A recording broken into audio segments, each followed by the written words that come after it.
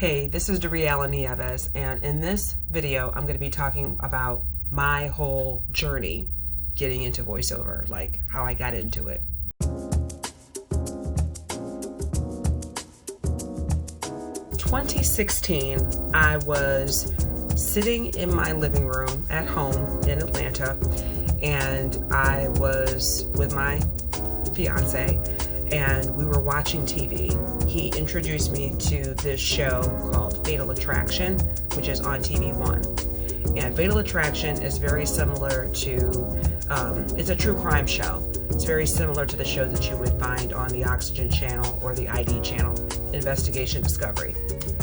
So we're watching this show, and I'm like, wow, not only is this like hella addictive, but the narrator that I'm listening to, like, she kind of has a voice sort of like mine. Like, I could actually do that.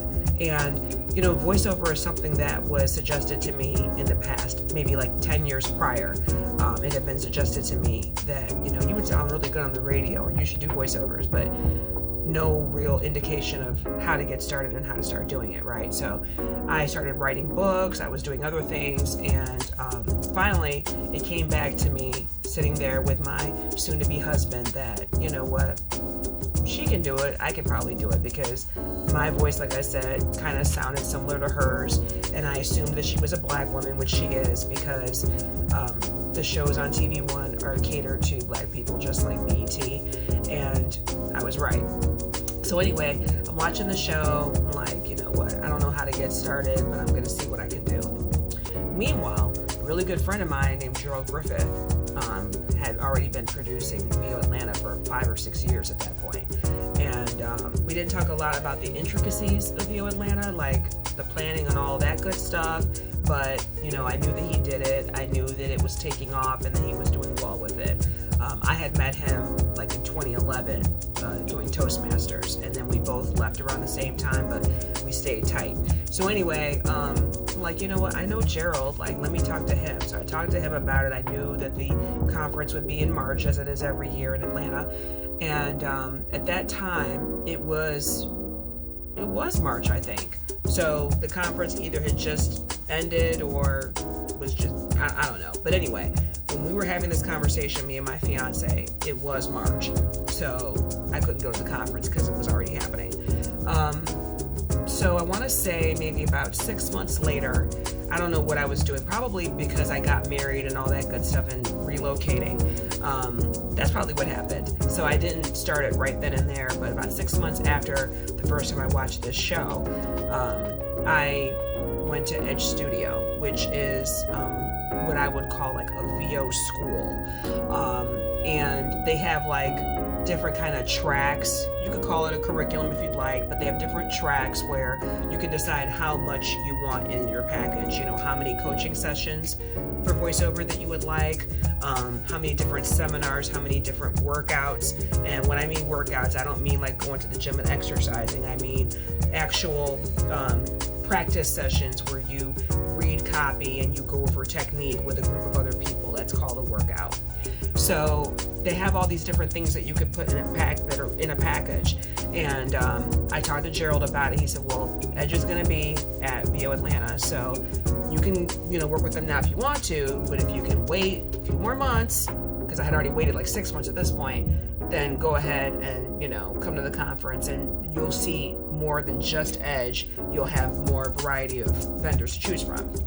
So I did. So that following March, I went to VO Atlanta for the first time, and I met everybody that I could think of, but I didn't know who was who, and that was the beauty of going to a voiceover conference. I'll talk about conferences in a different video not too long from now, but basically I'm not afraid to do things by myself. Like right now I'm sitting on a cruise ship moving around at sea, the Pacific Ocean somewhere. I don't even know where we are exactly, on our way back to California, and it's a solo trip. So obviously I'm not afraid to do things by myself. So anyway, yeah, what ended up happening was 2017, went to VO Atlanta for the first time that March. Didn't know anybody there but Gerald, so that pretty much means I didn't know anybody because he was a little busy running the conference. And I just made a plan of what I wanted to do, different genres of voiceover that I'm interested in, and that I thought I might like to pursue, different coaches that I think I might like to contact, and it just went from there. When I was working with Edge Studio, I got a package that included different audition checkups, workouts, and a number of coaching sessions that would lead me to have a demo produced by them.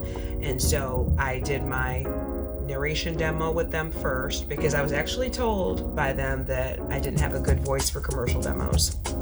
Glad I didn't listen. And then I think a year later I did a commercial demo with them. So that is how I got started. I'm not recommending that you go that route, that you go with Edge Studio to get started in voiceover. You can. I think it's a good company, but you don't have to. There are others.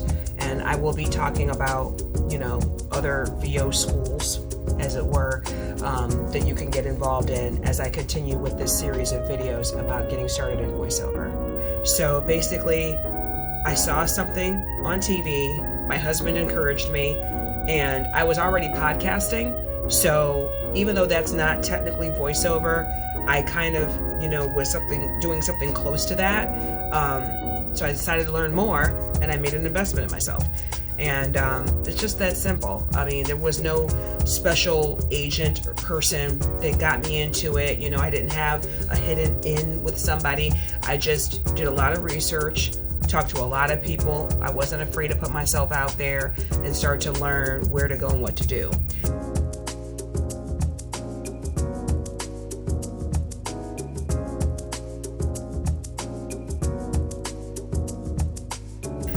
I'm going to be showing you the same thing because by popular request, I've been asked to create an e-course about how to get into voiceover and the different things that you need to do to start your voiceover business. And there are other courses out there, but apparently people want me to do it. They want to hear from me. So I'll be teaching about getting started and starting your own voiceover business in the new year, in the beginning of 2020. I want you to just keep following wherever you're watching this video. If you keep following that or following me on social media, then you will be privy to those videos and when that course launches. However, in the meantime, if you have not already done so, I would invite you to download my Getting Started resource guide, which is at bit.ly/Doree voiceover resource. And that's going to give you a lot of tips and resources for different books, blogs, conferences, and things that I have acquired and accumulated as, resources and things to bookmark on this voiceover journey that I've had for the last few years.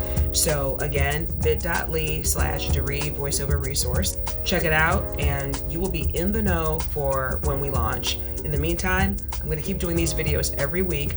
Leave me a comment. Let me know what your thoughts are on this topic of how I got started, even though it was like a really quick story. Did you think it would be harder than that? Or, what questions do you have about starting a voiceover business? I would love to know. And I'll see you next time.